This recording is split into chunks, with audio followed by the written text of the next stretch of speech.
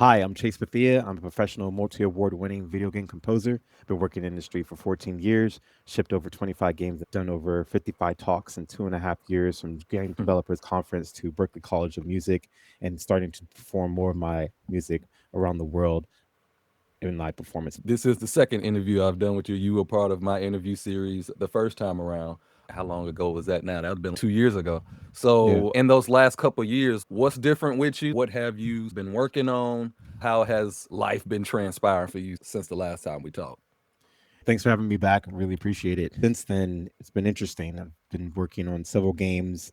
I've been published in some magazines. I've won another award, the Excellence in Artistry Award by the Black and Gaming Foundation, which highlighted my work in the entire form of video game music artistry in Hmm. the entire industry. I consider it to be one of the most illustrious awards you could ever receive in the entire field because it represents Jerry Lawson, who designed the game cartridge. The Yeah. cartridge is part of that award and one of the first consoles to like the Fairchild.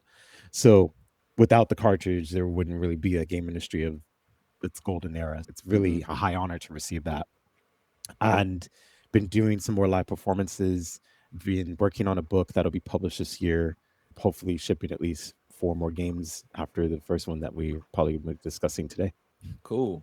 Getting on shipped games or shipping games in general is not an easy task No, whatsoever. it's How do you sort of, now that you're seeing that success and you've been able to say, hey, I hope I can ship 4 games, where people hope they can be able to ship 1 game within a certain amount of time? How do you sort of see the space as far as like being easier, harder, as far as like the tools necessary to go down certain paths? How do you see the difficulty or the tools easing that route to do this? I've accepted that it's just game development. With game development, things are always going to change, evolve, stop, pause, go, accelerate, things of that nature. It just depends on the people, the mindset of the project, the management of the project, the lifestyle of the people involved, and the responsibility and the accountability that comes along with that. So, those are a lot of things to consider.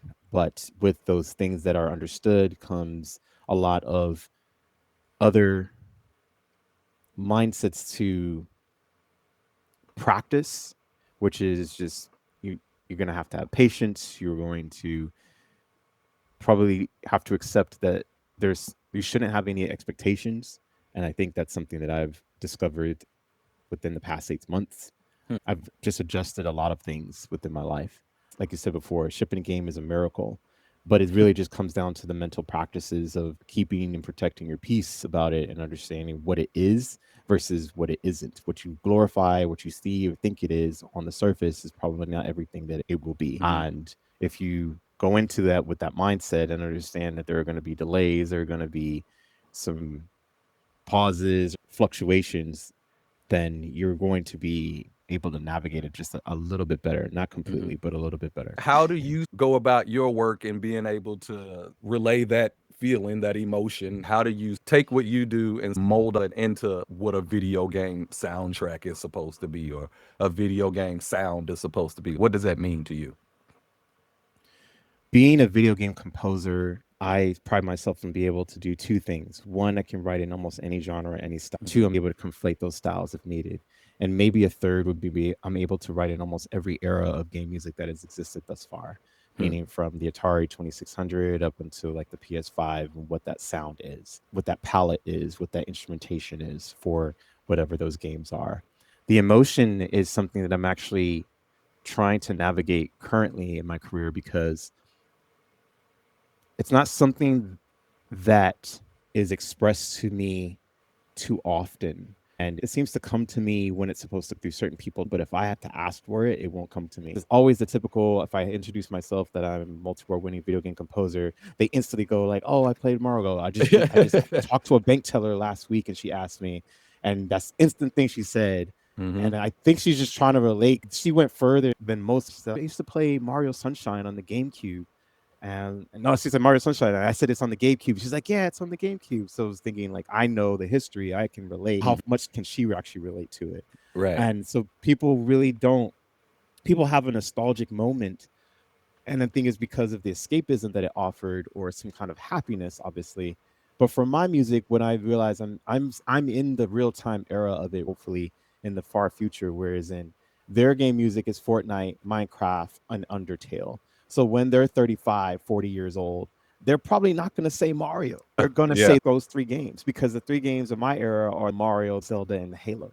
Mm-hmm. And so that's kind of a weird dichotomy that's going to be happening. But what I'm pushing so forward for, and I'm hoping the live performance will solve, is that emotion that people have grown up my work with the past 14 years, when they start feeling and seeing it live the way that I'm going to do it, it'll transform something emotionally within them. As I'll be able to talk about that more as it makes sense to kind of have that feeling for whatever era of this game that it will be to the children of this time. What is this project? What sound are you going for? What is sort of the 10,000-foot view as far as the sound is concerned? Yeah, so the game is called Ground Zero, and it's a spinoff to the award-winning soundtrack game. One of them, I think it's that one. The gold one is the Peril Parrots one. It's the award-winning soundtrack for my first award in the industry by Nick's Awards. So a Ground was 2D. This is 3D. People are doing a colony survival sim. The goal was to not have it sound retro. This is supposed to sound more modern. I Okay. had no goal in mind except for I wanted it to be dynamic. And so what I ended up innovating was, because you're spending hours crafting, surviving, mining, exploring, and I wanted to break the monotonous loop for 'em. So how the best way to do that is what I specialize in is dynamic, interactive, adaptive music design. And Mm. what I ended up coming up with was the idea to change the music based off of the items being changed in your inventory or UI. If you're using a laser, the music will change. And if you use a different type of tool in the inventory, the music will change seamlessly. Mm-hmm. And that's just for the when you're on that specific level. As you progress further, then the music will change based on the exploratory areas or environment areas, game tasks, combat, or any things of that nature. So it could be a subnautical type of area, or it could be a subway area or communications. Then thematically, the instrumentation will evolve around that, Mm. and all the way until you get to near the end of the game, what the soundtrack will mean for its environment. And Mm-hmm. that's why it's so important. It's not something you can just have on loop. Everything is tied to the mechanics in some way. And Mm-hmm. that was intentional for this, is just mostly just have that modern sound with references called to the original ground, but also still show forth progression and is tied to the game in a very central manner. And so you said this is the next innovation from a ground. Sort of what is the inspiration loop? Does it sound similar but just in different ways? How do you see that bridge, especially as you're looking at it from an inspiration standpoint? Yeah, the developer was giving me notes to just have pretty much remix my stuff from the original ground soundtrack. So they would Okay. take certain elements, certain motifs. I intentionally, without the direction, was doing things that was small instrumentation palettes that was borrowed, and small textural things that I know that I had liked from the soundtrack, fitting it accordingly. But it has more of a modern sound with the instrumentation to kind of have that bridge so that players can recall that they love a ground, those similarities there. And that's how we tie it together. How do you sort of determine? I mean, you can get sounds from anywhere. So, how do you sort of determine like not doing it just for modern sake or just doing it to do something different? How do you sort of mold those minds? You see what I'm saying? Because like I'm thinking with my musical brain too, like when I'm thinking of doing like a remix or things like that, like yeah, you want that inspiration, that sort of similarity, but you want something different. You want something fresh and new. What is your thought process when you're going about things like that? Are you thinking of different sounds? Are you pulling from inspiration you've done in the past? Are you looking for completely new sounds? What is your melting pot of creative tools to get to a new soundtrack or get to a new space where you like, oh, I like this. This is different. This is new. This is fresh. How do you get there? Well, it was really difficult for this one because I needed to like what I was writing. And a lot of times I didn't like what Hmm. I was writing. Yeah. And so I had a lot of different, it was easy retrospective form looking backwards, but it took a lot of walks. I did a development blog about designing one area for it. The best step was just applying the themes from the game. It's always going to come to the game because that's what the game is supposed to be telling me to do. I never see it as a separate art form. It's all inclusive. So let's talk about the subnautical part just to give an idea. That was mostly simple because subnautical just means you're underwater. Hmm. So I just needed to pull from the underwater themes that I have from before. It's easier to think in smaller goals than bigger goals. Writing 4 bars or writing a minute of music just to kind of get the ideas out and just knowing what water is supposed to sound like in a musical form is the best way of the creative juices to kind of get flowing. Mm-hmm. From there, it's moving into a different theme would be the subway. I was trying to find musical elements that would represent trains, represent abandonment, represent dystopian type of apocalyptic sounds.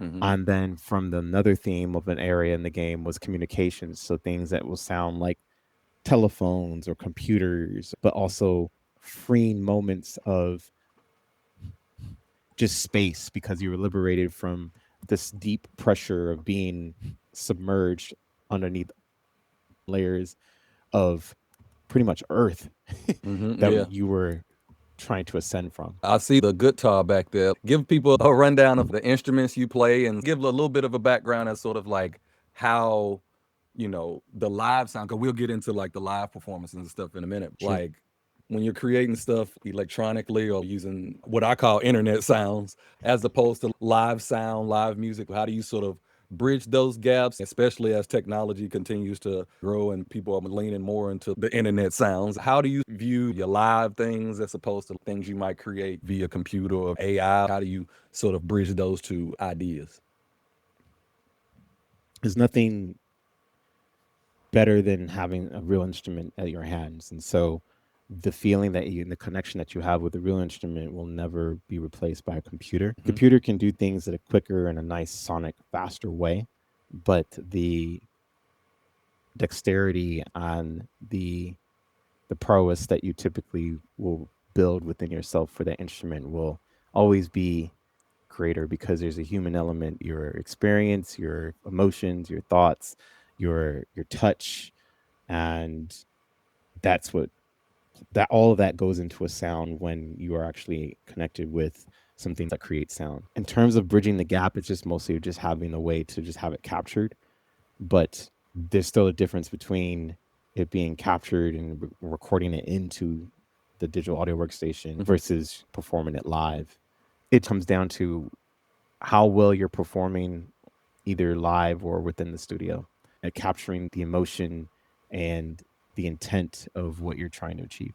When you're thinking of taking this thing live, what is the difference for you? How do you get all of that to the final product, the stage, or the audience? How do you take that and say, hey, this is because obviously live is a lot different. I done been on stage and I know how that works. So I know that's a beast in itself. So how do Yeah. you sort of approach all of that? It's a lot of prep, a lot of practice. You're doing performance practice, and it's never going to be perfect. You just Hmm. want to get it to the best preparation place that you can be until you have to perform it. And even when you perform it, there's a different energy because there are other people in the room versus when it was probably just you or whoever you're practicing with. That energy is also part of that sound. There's sound that you're putting out that's coming through them, and there's emanation of them receiving that and sending that back to you in terms of how they're receiving it Hmm. when you're playing and performing it. There's a lot of other things happening. There's thoughts, there's memories being made, there's so much involved. Like I said, nothing could prepare you for it mostly except that you just know what you wrote. And Yeah. even then, if you're in the moment of something, like I said, based off of the energy, you might do something spontaneous and then it'd be something that you didn't plan for, but that's greater than what you prepared for. Hmm. Yep. Is this soundtrack already out or is it about to be out? What is the timeline as far as this soundtrack and your live performances and stuff? Yeah, the soundtrack was released April 4th, 2025. It is out and available. And the live performance, I'm still working through. This kind of get some dates and stuff going. So I'm still in like promotion mode of the soundtrack. I'm Hmm. supposed to be performing in Las Vegas sometime this month. So we'll see if that is going to happen. It should be Nice. happening. Yeah, People will see if it's nice. going to happen.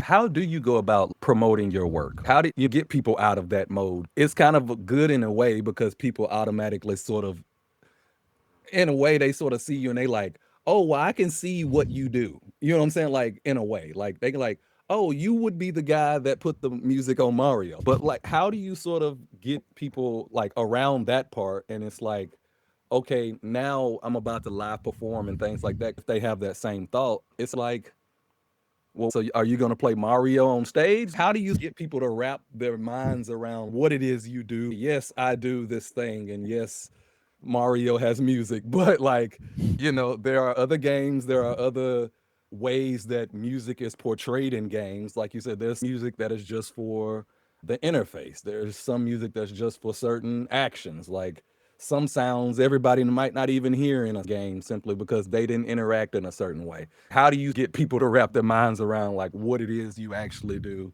And then taking that to the live stage and being able to say, hey, I'm going to perform this on the live stage. And they be like, okay, yeah, that makes sense. Outside of my normal realm of thinking. I don't know. Well, I'm going to answer it, but I'm going to answer it in two parts. The first answer is I don't know, because what you're asking me, what I understood was, how do I get people to understand what I do if they have no idea what I do? Most people, they're going to understand games and the discipline of games, so they'll know what I do. The question that follows from that is, what games have you done? Which is a hard question to answer, because then it's 3,000 something plus games that come out on Steam per month. How do I promote? I just have to continue to get it out there on the social platforms I do, on the newsletters that I send out, or hopefully in the live performances that are going to be transpiring.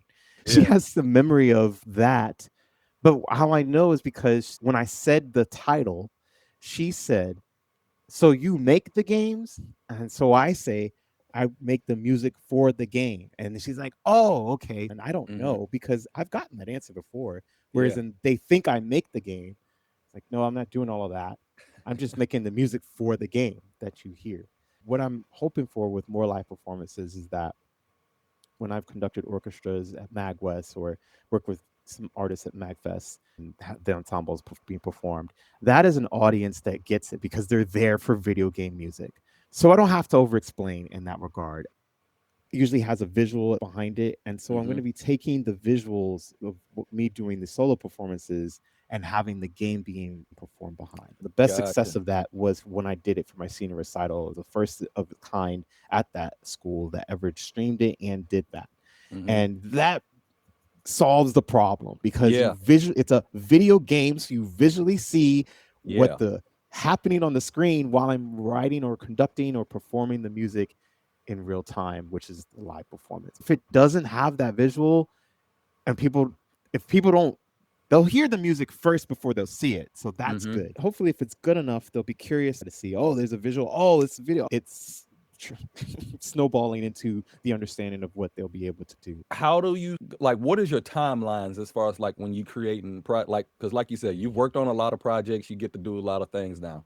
Obviously, this one just released not too long ago. What's the difference in you working on this project and then how long until you work on the next one? Or how long do you take your projects and push them? I understand it when you release a project or an album. I have my own release window. So if I release this, I'm expecting for the next 6 months that I'm going to be doing this. And that's kind of how that goes. And I'm not even thinking about another project until that sort of works itself out. How does that process work for you? Is it just a consistent, like, okay, it's going to be there, the game is going to be there, so I just got to keep pushing it? Or is it more like you can be more methodical since you have a little more success now, name recognition, you can do a few different things, go different routes? Like, how do you analyze and go about that? It's a bit of both, and it has to be that because, like you just said before, I'm part of a game that is out. So it's not just solo music, it's part of a bigger art form. However, that game does is based off of how long the timeline of pushing that's going to be. But my strategies come into what I feel. So I'm no longer pushing things just because I know I should or was told I should. I've discovered that there are no rules in this field that are hard set and fast for promotion. And so I've just played my own game. And so if I feel like pushing it today, or if I feel like promoting it here, if I feel like doing that there, if I feel like reviving it because it was the 10-year anniversary, I'll do it. And that's the most liberating thing I've discovered, because it allows me to not feel stressed or under pressure because I work for myself. Even when I'm working with different clients, I don't know when the next project's going to be. I'm always unemployed. But that's the freelance life I chose. So it's however I decide that I want to maneuver. And so have you ever had any thoughts about, if one of these big time companies like, hey, we need Big Chase on the team. We got a bag for you. We got this, that, and the third. I understand. I can see both sides because, like you know, freelancing is, like you said, is liberating. You basically get to do what you want when you want, and you can sort of, you know, plan your own schedule. Whereas opposed to if you were with some big corp or big company, they might be able to give you that bag and some sort of security on one side, but you might not be able to finagle certain stuff as far as creativity and things like that. Have you ever thought about that? And like, what would that look like for you if, you know, anybody did come offering and say, hey, we want you on the team. We want you to head our musical for our gaming department. What would happen if somebody came up to you and did something like that? I've been fortunate to be on a couple of those projects already. I think my biggest one has been the Teamfight Tactics Set 10 Rebel remix by Riot Games. That was a really breeze project, and it was my colleague, friend of mine, Cole Hicks, brought me on, and he said, we were looking for this type of style. You're really good with these dynamic forms. We're trying to set it to be this. I said, okay, it's a 3 month project. We got it done. And the cool thing about it is I don't have to do all the extra stuff because they have a big machine that has been Yeah. doing it longer than me. So Yeah. I just have to show up and do the work. And that's the greatest feeling, I would have to say, because outside of a big game corporation, when it's the smaller teams, I'm doing more. I'm usually doing more than most of those small teams are doing. And that's just me being completely transpacious. So I've worked on those teams, whereas in those are just contract formats, and they're great, but they're small and they're quick. And I deliver because I'm efficient. I know what it needs to get done, and then I move on to the next thing. Now, if it's an in-house position, it would be a different story. But they're so far and so rare. I don't know, even if I have been approached, no company has ever decided to see the value in what I have. So I just continue to do my own thing. Do you have enough work that you really don't have to worry about whether or not you can find another project to work on? Like, how do you sort of like, you know, because a lot of people are either getting, you know, laid off or a lot of people, you know, doing certain things. Obviously, you don't have to worry about that because you freelance, I'm but always like laid you, off. but you're still in that pool. You know what I'm saying? The benefit is some of those people could open their own studios, work on their own games, and that's still another way for you to get business. You see what I'm saying? Is it easier or harder given that we are in a shift in the whole video game industry, or is it just business as usual? I wouldn't say smooth sailing, but it is business as usual because I'm always unemployed. When I finish a project, I need to be looking for the project, the next one that I'm on, when so that when that one ends, it overlaps. And I was fortunate to do that 5 years ago. I stretched the work, as we call it. My mindset shifted. And because it shifted in those 5 ish years, where it's at in its most dark time as people are seeing it, I'm seeing it as its most brightest time. So I'm on the other side of the spectrum. And I don't announce this or say this publicly until now. My heart does go out to those who've lost their job and empathize with them deeply. Of course, I'm someone who chose to do freelance, so I'm always unemployed at that regard. But it's just about pivoting and knowing if you're not looking for it, it usually will come for you. If you're wise to understand from your mistakes in the past, you can navigate things a lot easier. The reason these companies are not doing well is because I don't think a lot of them pay attention to the right patterns. And the pattern that I've always been watching since I've been in the industry 14 years is that these layoffs have always been happening.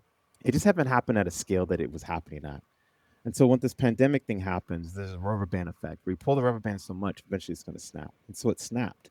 If they weren't trying to scale and pull that rubber band up and stretch it out so much, if they decided like, oh, we have a cool rubber band, it does this, and we do it once, we do it twice, and we say, let's not stretch it all the way, this wouldn't have happened. So it's about being responsible and understanding that people have lives outside of trying to make some video game to bring in billions of dollars, because those people at the higher ups, they're the ones patting the pockets, and the people who are actually making the games, they're not giving them the care and the necessity that they need. That is the problem. Now, what's going to probably happen is that the industry is going to move into, hopefully everything's contract based, so everybody will be freelancer. So once that happens and they adopt the pattern of the film industry, of everybody just kind of working on different projects, different times, it won't be sustainable, but this BS won't be going on nearly as Yeah. much. What advice would you have if somebody is in that stage of either getting laid off and looking for the next step, or just getting started and looking to pursue video game composition? What advice would you give them? What kind of steps would you take? Just kind of give a general answer as to how you would go about somebody wanting to lead in the footsteps that you basically put out there. I'm going to say it plainly and simply. Don't put all your eggs in one basket. Just support the work as a video game composer, especially as a minority American in the field Yeah. that is doing it at a high level. And so you could follow my work on chasebethea.bandcamp.com. Or I've just kind of expanded in this. I may be the first video game composer on this platform. Look out for the book that's coming out this year where I discuss more of these mentalities, these anecdotes of my experience in the field. And it will be shipping in November of this year. Okay. And what was the name of the book? It's called Student of the Game: How I've Navigated the Video Game Industry the Past Decade. And it'll be out in November. Sounds good.